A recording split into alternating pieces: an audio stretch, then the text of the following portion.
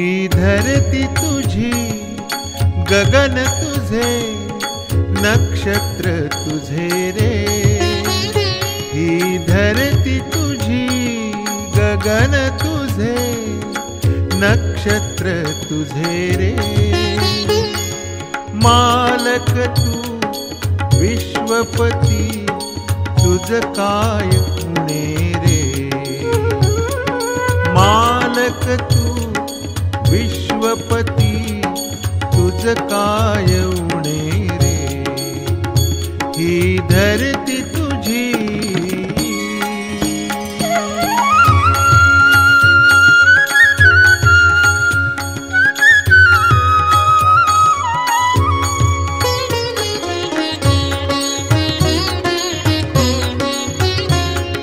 सूर्य उदय होई जधी, हाकली प्रभा. सूर्य उदय होई जधी, हाकली प्रभा. गाताती पक्षी गीत, झेपती नभा. नुरली सर्वगात्र, चैतन्य स्फुरे रे. मालक तू विश्वपती, तुझ काय उणे रे. ही धरती तुझी.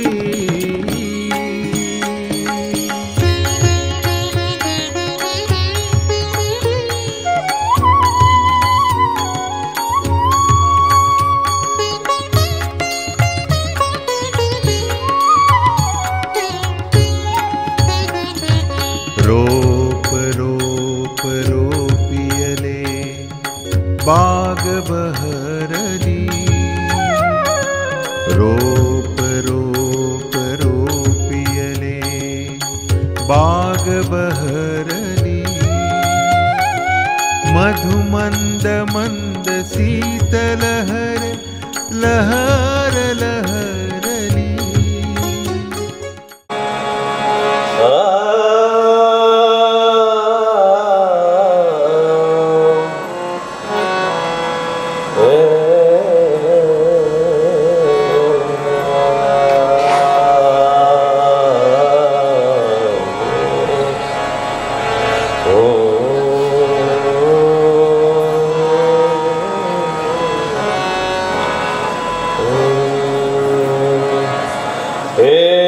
कृष्ण गोपाल हरि, हे दीन दयाल हरि.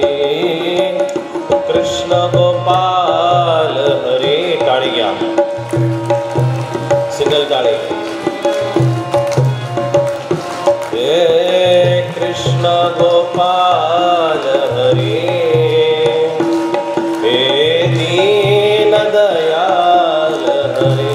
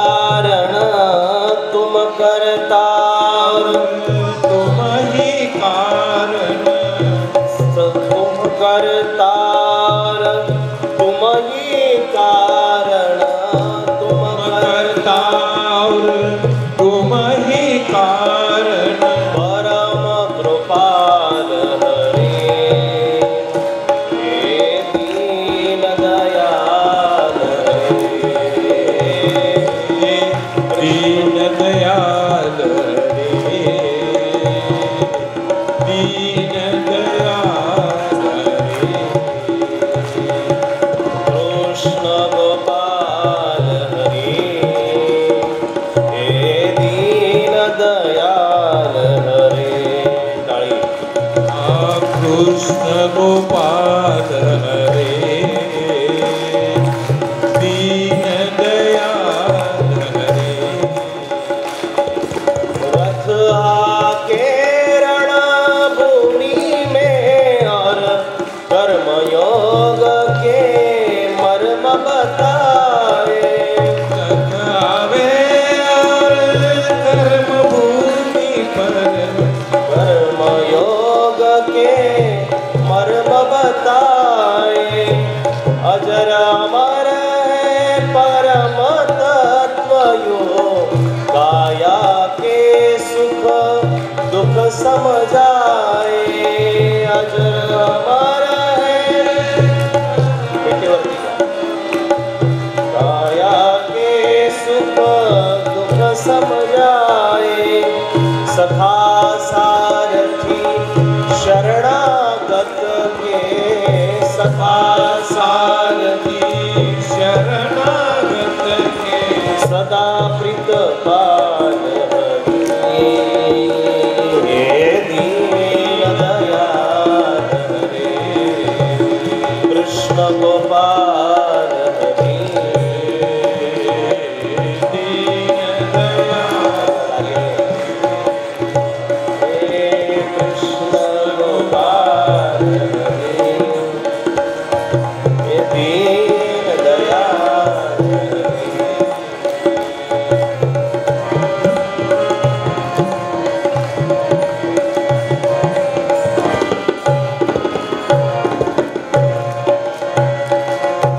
शाम के रंग में रंग गई मीरा रस, खान तो रस की खान हुए। शाम के रंग में रंग गई मीरा खान हुए। जग से आंखें बंद करी तो सूरदास ने दर्श किए। जग से आंखें तो सूरदास ने दर्श किए। मात यशोदा नर नारी के, मात यशोदा नर नारी के माखन चोर हरि। हे दीन दयाल हरे कृष्ण गोपाल हरे। हे दीन दयाल हरे कृष्ण गोपाल हरे। हरि हरि हे दीन दयाल हरे कृष्ण गोपाल हरे। हे दीन दयाल हरे कृष्ण गोपाल। आवाज दे। दीन दयाल हरे कृष्ण गोपाल कृष्णा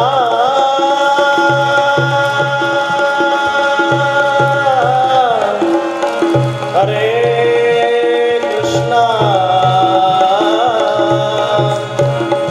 हरे कृष्णा हरे हरे हरे कृष्णा कृष्णा हरे हरे हरे हरे कृष्णा कृष्ण गोपाल हरे। हे दीन दयाल हरे कृष्ण गोपाल हरे। हे दीन दयाल हरे कृष्ण गोपाल हरे। हे दीन दयाल हरे हरे कृष्णा हरे कृष्णा हरे कृष्णा हरे हरे। सज्जनों, आजच्या या मंगलमय सोहळ्यासाठी श्रीमद भगवद्गीता श्रीमद ब्रह्मविद्या ज्ञानाई महोत्सव व कार्यशाळा या पंचपर्व मंगल सोहळ्यासाठी आपण उपस्थित आहात. तुला बाळा सेटिंग जमलेली नाही आहे, त्यांचा आवाज कमी असतो, माझ्या आवाजाला तो व्यवस्थित करत नाही. माईककडे ध्यान द्या, कार्यक्रम तुझ्यावरती फेल होईल. तुमचा तबला लागलेला नाही.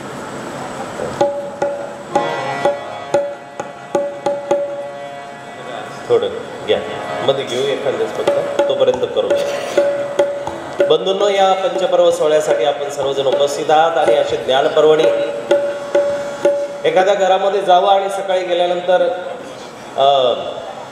पटकन तिथल्या गृहिणींना म्हणावं की बाबा, आई, दादा आलात, खूप दिवसापासून वाट बघत होते आणि तुम्ही आलात, त्याबद्दल तुम्हाला आता सकाळी सकाळी मी चहा पाजते.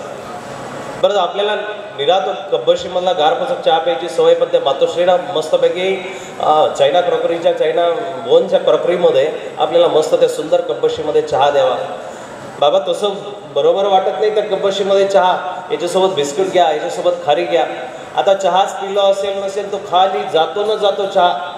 लगेच ती गृहिणी बिचारी चांगलं मस्तपैकी गरम गरम पोहे, त्याच्यावरती मस्तपैकी खोबऱ्याचा केस टाकलेला, त्याच्यावरती शेव टाकलेली, त्याच्यासोबत तुमच्या अमरावतीची जी काही वडी असते, समोसा असतो, काय असतं ते सर्व काही घेऊन आली. नाश्त्यामध्येच 10 मिनिटं चहा पिऊन झाले होते, लगेच ती सांबर वडी हजर, लगेच तो पोहे हजर, गरमागरम शेव हजर, गरमागरम मटकी हजर, आणि असा गरमागरम नाश्ता चालू. त्याच्यासोबत पकोडा आला, त्याच्यासोबत समोसे आले, वडा आला, काय काय त्या पंचपक्वानाची सर्व. 10 मिनिटापूर्वी चहा नाश्ता खाला, आता थोडासा नाश्ता घेतला, आता अर्धा तास झाला नसेल, लगेच बाबा, आमच्या घरची ताजी ताजी संत्र आहेत, त्याचा ज्यूस घेता का? जो माणूस वाळवंटामधून कधीही त्याला सहजासहजी थेंबर पाणी मिळत नाही, ग्लासभर पाण्याची त्याला लवकर मुबलक प्रमाणात सोय नसते, त्याला अचानक जशा पद्धतीनं जर पंचपक्वान्न वाढण्यात आलं आणि तो त्या पंचपक्वान्नावरती जसा तुटून पडतो, मला वाटतं हे पंचपर्व मंगल सोहळा तुमच्यासाठी अशाच पद्धतीची मेजवानी आहे. आणि बाबांनी आमच्या आदरणीय पूजनीय पट्टाधिष्ठित महंत श्री आणि आपल्या नावासमोर काय आहे की काही बोटावर मोजण्याजोगीच अशी माणसं आहेत, ज्यांचं डोकं तर आभाळाला आहेच, परंतु पाय सदैव जमिनीवर असतात. अशांमधले आमचे परमपूज्य परमादरणीय पट्टाधिष्ठित महंत आणि माझे प्रेरणास्थान आदरस्थान महंत श्री इंगोलीकर बाबांनी आपल्यासाठी ही पंचपक्वान्नाची मेजवानी 5 दिवस आपल्यासमोर येता तरी सुखे या, जाता तरी सुखे जा, येता तरी खाऊन जा, जाता तरी खाऊन जा, येता तरी ऐकून जा, जाता तरी ऐकून जा. ज्याच्यासाठी जो जशा भावनेनं येईल, यो यो याम याम तनू बघतो, जो जशा पद्धतीनं मला बघेल, मग जो राक्षस म्हणून बघतोय त्यासाठी मी राक्षस आहे, जैसे जो देव म्हणून बघतोय त्यासाठी देव आहे, जो मनुष्य म्हणून बघतोय त्यासाठी मी मनुष्य आहे, जो चराचर गतीर भरता प्रभू साक्षी, जो देव नियत्ता म्हणून बघतोय जगन्य, त्यासाठी मी सगळं काही आहे, त्यासाठी मी सगळं काही आहे. अशी ही पंचपर्वणी बाबांनी आपल्यासमोर खऱ्या अर्थानं तुमच्यासारख्या मोक्षपिपासूंना, ज्ञानपिपासूंना ही सादर केलेली आहे. या पर्वाचा खऱ्या अर्थानं आज सकाळी शुभारंभ झाला. याचे आयोजक आदर्श ओथंबा महानुभाव संघटना अमरावती व अकोला जिल्हा. बाबा, कृष्णाकडे जाण्यापूर्वी तुमच्या कार्यामधले असे काही जागा आहेत, अशा काही नमुने आहेत, अशा काही गोष्टी आहेत, त्याच्यावरती सुद्धा माझ्यासारख्या तुच्छ अल्पबुद्धी माणसाला अर्धा तास 1-1 तास बोलता येईल. तुम्ही आपल्यासमोर धर्मदास नाव लावलं आहे आणि तुमची संघटना ओथंबाची संघटना आहे. ओथंबाची संघटना, ओथंबाचा उत्तरार्ध सोडून दिला तर ओथंबाचा जो पूर्वार्ध आहे तो प्रत्येक साधकासाठी आचरणीय आणि अनुकरणीय आहे. त्या ओथंबाला जरी तुम्हाला बघता आलं, त्या धरता आलं, त्या ओथंबाला जरी समजता आलं ना, सर्वज्ञ श्री चक्रधर प्रभू लांब नाही आहे आपल्यापासून, जवळच. म्हणजे असे भरपूर बाबा स्वतःला धर्मदास, काही माणसं खरंच खूप मोठी असतात हो, मनाने, धनाने, तनाने. म्हणायला ट्रेबल का देत नाही रे तू? मी येऊ तिकडं, मला कळेल बटणं थोडीशी. माझा आवाज पातळ केला पाहिजे, जाड नाही केला पाहिजे, याला ट्रेबल असेल, ते बटन तिथं असेल तर बघ. काय होतं की कंटिन्यू आमचं चालू आहे ते जर आवाज नसेल तर मला उद्या बोलता येणार जवळ घेऊन नाही मारणार तू कर शिटी नाही मारणार तू कर सिंगल आवाज कर बरोबर करतोय जेव्हा शिटी मारलं तेव्हा स्टॉप कर दे आवाज आला आता तर दे ना आणखी दे नाही मारा शिटी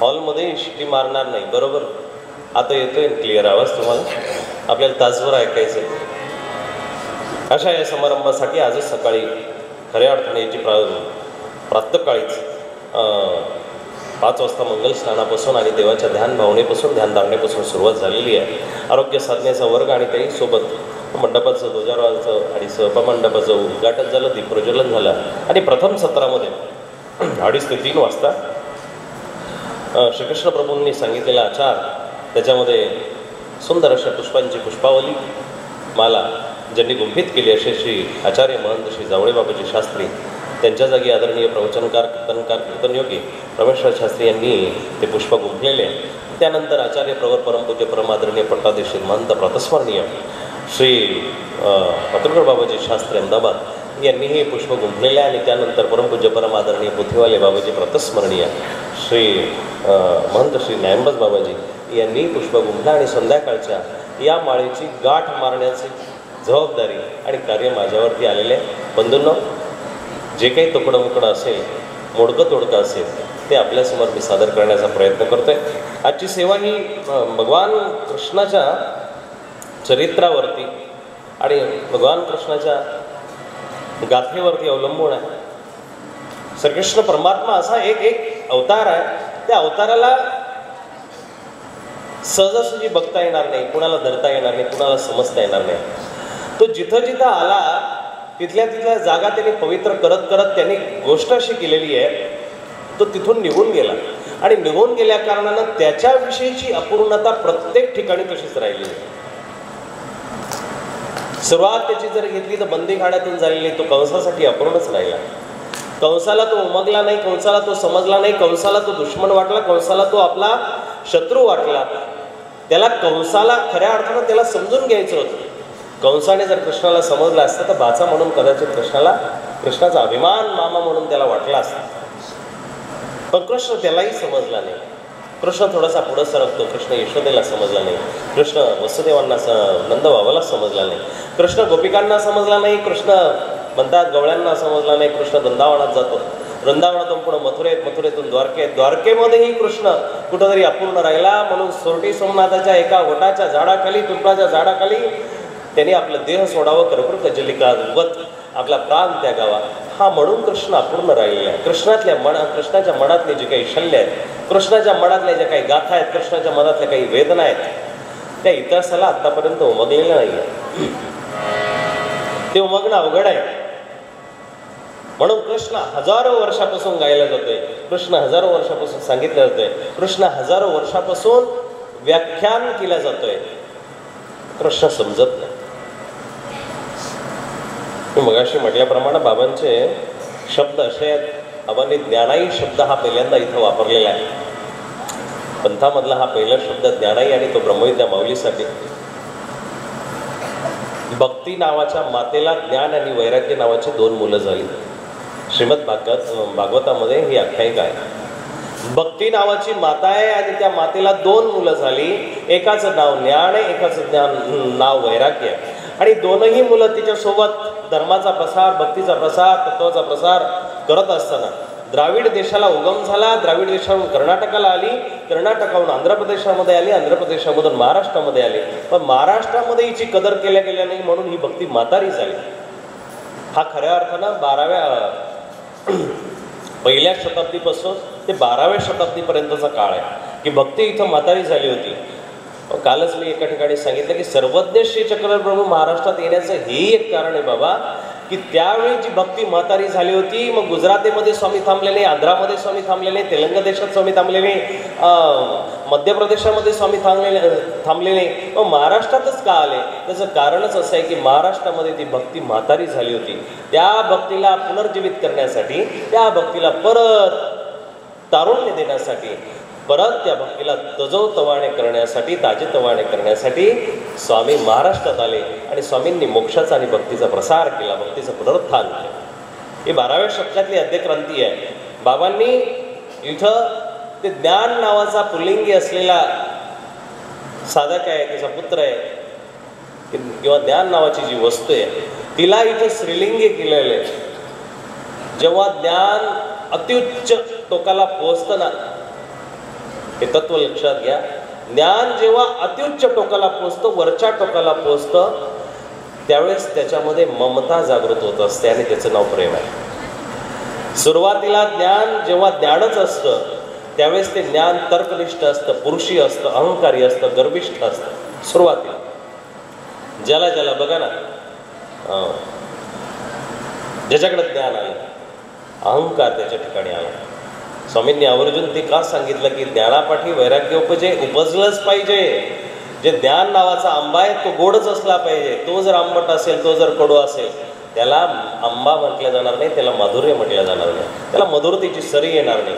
पण ज्ञानापाठी वैराग्य उपजेत याचं कारणच असं आहे की ज्ञान जेव्हा खालच्या स्तराला असतं, सुरुवातीच्या स्तराला असतं, प्रथमता असतं, त्यावेळेस ते गर्विष्ठ असतं, अहंकारी असतं.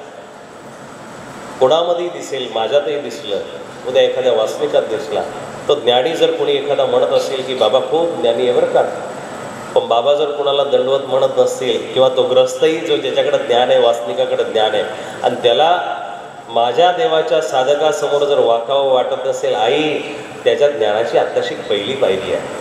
तो आत्ताशी पहिलीमध्ये त्याची ज्ञानाची पराकाष्ठा अजून झालेली नाही आहे, त्याला ज्ञानीच म्हटलं जाणार नाही. मग ज्ञानाला ज्ञानही म्हणण्याची मी पार्श्वभूमी सांगतोय तुम्हाला. तुम्ही ऐकताय सगळे, मागं ऐकायला येते. आई खुर्चीवरती बसलेली आहे, पाठीमागं ऐकायला येते तुम्हाला? आई नाही येत ना? माईकवाल्या दादा, हे तुझं काम आहे, मागं ऐकायला जात नाही बघ, ते काय हात नाही हलवतोय. पाठीमागं ऐकायला येते हो की नाही? समजते? येते दादा ऐकायला? बाबांनी ज्ञानाई जो शब्द सांगितलाय त्या शब्दावरती विश्लेषण करतोय. सुरुवातीचं ज्ञान तोकडं आहे, सुरुवातीचं ज्ञान बोथट आहे, सुरुवातीचं ज्ञान अपूर्ण आहे, सुरुवातीचं ज्ञान अहंकारी, सुरुवातीचं ज्ञान प्रगल्भ नाही आहे, सुरुवातीचं ज्ञान अल्प आहे, सुरुवातीचं ज्ञान अज्ञान मिश्रित ज्ञान आहे. काय? कैरीची जी चव आहे आणि आंब्याची जी चव आहे ही जेव्हा मिक्स होते त्यावेळेस ते गोडही लागत नाही, आंबटही लागत नाही, अर्धार्ध आहे. पण ज्यावेळेस पक्व झालं, आता ज्ञान वरती वाढत गेलं, पराकाष्ठा झाली, पायऱ्या सोडलं, आणि ते ज्ञान जेव्हा वरच्या टोकाला जातं, आता शब्द बोथट झाले, आणि शब्द बोथट झाल्यानंतर आता बोलू वाटत नाही, सांगावं वाटत नाही, आता काही म्हणावं वाटत नाही, आता काही सांगावं वाटत नाही, काही म्हणावं वाटत नाही, काही वाचावं वाटत नाही. आणि समोरचं ज्यावेळेस बोलेल तेव्हा ऐकून घ्यावं असं वाटतं. त्यावेळेस असं वाटतं की समोरच्याने बोलतच राहावं आणि आपण ऐकतच जावं. आता समजून घ्या की तो माणूस ज्ञानाच्या कळसापर्यंत जाण्याच्या तयारीला आहे.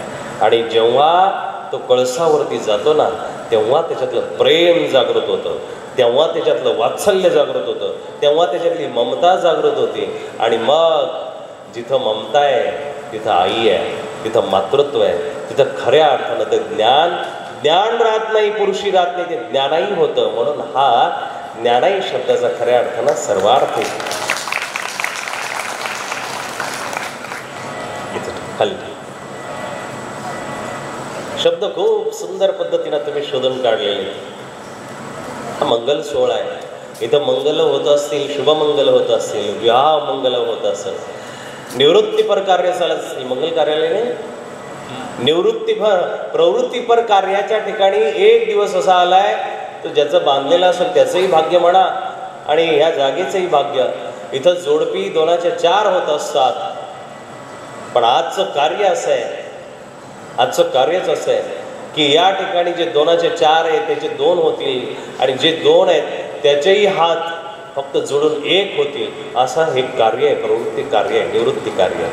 2 हात एका ठिकाणी जुळले, असं कार्य या ठिकाणी होतंय. लग्न लागताना ते प्रवृत्ती मार्गाकडे जाणारी माणसं आहे, संसार करणारे. पण आता हा कार्यक्रम होत असताना, हा मंगल उत्सव होत असताना काय कुठला एखादा भाग्यवान जीव असेल की त्याच्या मनामध्ये अतृप्तता, ईश्वराची आर्तता जागृत होईल आणि ती आरती जागृत झाल्या कारणानं तो 5व्या दिवशी दीक्षेमध्ये परिवर्तित करू शकतो स्वतः, तर निवृत्ती मार्गामध्ये घुसू शकतो. ज्ञानाचे कार्य ऐसे जे तयापाठी वैराग्य उपजे, संसार तोकडा वाटेल. म्हणून तो ज्ञानाई शब्द सुद्धा जो उपयुक्त आणि प्रयोजकशील असा जिथं वाटतो. म्हणून बाबांच्या ह्या बुद्धी चालख्याला आणि बुद्धी प्रयोजनाला खरोखर वारंवार मी नमन करतो. आणि या ठिकाणी जो पण हा मंगल उत्सव आरंभलेला आहे त्याच्यामध्ये आपल्याला थोडं थोडं प्रत्येक गोष्टींना अनुभवायचं, भगवंताला अनुभवायचं. भगवंताची साक्षात इथं ज्यावेळेस वाणी आहे आणि ही भगवंताची वाणी परमात्म्यापेक्षा कमी नाही आहे. ही वाणी तितकीच मंगलदायी आहे, परापश्यंती मध्यमा वैखरींनी मिश्रित असलेली वाणी. परत ज्ञानावरती मला सांगायचं म्हणजे काय की ज्ञान म्हणजे फक्त तळलेला गुलाबजामुन आहे, पण जेव्हा तो चाचणीमध्ये पडेल ना त्यावेळेस त्या ज्ञानाला परापश्यंती मध्यमा वैखरीची सर येणार आहे. जिलेबी नुसती तळलेली असेल तर तिला माधुर्य नाही आहे, पण ती ज्यावेळेस ज्ञानाच्या वैराग्याच्या पाकामध्ये, भक्तीच्या पाकामध्ये घुसळेल ना त्यावेळेस ती गोडवा घेणार आहे, त्यावेळेस ती गोडवा घेणार आहे. तुम्ही काय करता, किती देवदेव करता, किती नामस्मरण करता, किती तुमच्या गाठा झाल्या, किती पारायण झाले, याही पलीकडं ते सबीज किती झाले हे महत्वाचं. शेतामध्ये जमिनीमध्ये दाणे पेरत असताना ते किती वरून टाकले, किती गोण्या टाकले, किती पोते टाकले याला महत्व नाही आहे. ते कुठल्या वेळेला आणि जमिनीच्या आतमध्ये कितवर टाकले, कितपत टाकले याला महत्व आहे. 4 फूट धान्य जमीन खोदली आणि त्याच्यात धान्य टाकलं कधी उगवणार नाही. वरचेवर टाकलं तर त्याला विकास नाही आहे, पण तेच फक्त अर्धा हित खाली नांगराने नांगरून टाकलं, पाबरीने नांगरून टाकलं तर ते बरोबर पाणी पडल्यानंतर सबीज होतं. त्याच पद्धतीनं ज्ञान माणसाचं सबीज होत असतं, ज्ञान माणसाचं सबीज होत असतं. भगवान कृष्णाचं चरित्र सांगत असताना चरित्र ते उच्चारावे देवे केले गोकुळी, इतकं सुंदर त्याचं चरित्र आहे. त्या चरित्राला कशाचीच बरोबरी नाही आहे, कशाचीच बरोबरी नाही आहे. वल्लभाचार्यजी जे म्हणतात ना की त्याचं चरित्र कुठल्याही अंगाने घ्या, कुठल्याही अंगाने घ्या, त्या डोळ्याकडे बघितलं तर असं वाटतं की एखादा खूप सुंदर असं जलाशय, त्याच्या ओठांकडे बघितलं तर नवनीर दाभा आणि वंशी विभूषित करा, याच्यामध्ये ते वर्णन आहे. वंशी विभूषित करा नवनीर धावा, नवीन नवीन जशी जास्वंदाचं फूल उमलून आलं असे त्याचे ओठ आहेत. त्याच्या शरीराकडे बघितलं तर नवीन आत्ताच मेघ उदयाला आलेला असं वाटतं. त्याच्या हातांकडे जर बघितलं तर ते मोराचे पंख वाटतात. त्याच्या केसांकडे जर बघितलं तर आत्ताच कुणीतरी त्याच्या केसांमध्ये हात फिरून गेलेले आणि ते गोंजारलेले केस, कुरळे केस प्रत्येकाला मोहित करतात. त्याच्या पावलांकडे जर बघितलं तर नकळतपणे असं वाटतं की त्या मातीने काय खऱ्या अर्थानं पुण्य केलं असेल की त्याच्यावरती तो परमात्मा रांगला, क्रीडला, खेळला आणि त्या मातीला खाल्लं सुद्धा. हो, एक दिवस त्याने ती तोंडामध्ये घालावी आणि यशोदेला त्याच्या तोंडावरती हलकीशी चपराक मारावी आणि कृष्णा तोंड उघड आणि तू माती खातोस, इतकं तुझं कोड कौतुक करावं, इतका तू गुणवान आहे, गुणी आहे आणि तुझं असं हे बालिश कार्य हे प्रभावशील नाही आहे, प्रभावशील नाही आहे, प्रभावशाली नाही आहे. कृष्णाच्या हळूच तोंडात चपराक मारली आणि चपराक मारल्यानंतर अरे दाखव माती, बामट्या माती दाखव, माती दाखव म्हणत ती माता त्याचे गालगुच्चे ओढते आणि कृष्णाने बालिशपणाने जेव्हा तोंड उघडलं संपूर्ण विश्व ब्रह्मांड त्याच्या मुखामध्ये समावलेले. इतका त्या कृष्ण अगाध आहे, इतका कृष्ण अगाध आहे, तो सहजासहजी न समजण्यासारखा. तो तुम्हाला आम्हाला कधीही उमगणार नाही, तो तुम्हाला आम्हाला कधीही उमगणार नाही. आणि मग एकाच शब्दाखातीर बस, जसं सुखाला पर्याय दुःख आहे, निंदेला पर्याय स्तुती आहे, जमिनीला पर्याय आभाळ आहे, स्वर्गाला पर्याय नरक आहे. पण आमच्या महानुभाव शास्त्रांनी, आमच्या महानुभाव तत्ववेत्यांनी याच्या पलीकडच्या काही परिभाषा केलेल्या आहेत. याच्या पलीकडच्या परिभाषा आहे. निंदा आणि स्तुती तुम्हाला बोथट करू शकते, पण संतुष्ट असलेला माणूस कधीच बोथट होऊ शकत नाही. ही निंदेच्या आणि स्तुतीच्या पलीकडची परिभाषा आहे. स्वर्ग आणि नरकामध्ये तुम्ही गुरफटून राहू शकता म्हणून मानव संप्रदायाने मोक्षाची परिभाषा मांडली. मोक्षामधून परत आवागमन नाही आहे. सुख आणि दुःखाच्या तुम्ही मिश्रित राहून व्यथित होऊ शकता म्हणून मानव संप्रदायाने आनंदाची परिभाषा मांडली. हे हे हे सगळ्यात पुढचं आहे. हे टोक मानव संप्रदायाला जमलं म्हणून जगाच्या पाठीवरती जेवढे अवतार झाले ते अंशावतार आहेत. अर्धे अर्धे, थोडे थोडे, तुकडे तुकडे आहेत, अल्प आहे. पण एक संपूर्ण अवतार जर जगाच्या पाठीवरती ज्याला पूर्णावतार म्हटलेले आहे तो भगवान गोपालकृष्ण. तर पूर्णावतार आहे. पूर्णाय पूर्णमादाय पूर्णमेवा अवशिष्यते पूर्णस्य पूर्णमेवा. बस याच्या पुढं काहीच नाही. आणि मग वल्लभाचार्य सुद्धा त्याला एका शब्दामध्ये परिभाषित करतात, मधुरम. बस गोड नाही आहे, अति गोड पण नाही आहे, पण मधुर आहे. जमीन मधुराधिपते रखीलम मधुरम वचनम मधुरम रसनम मधुरम. थोडं स्पीड मध्ये बोलायचं. वचनम मधुरम चलितम मधुरम. तुम्ही फक्त ट्यून घ्या.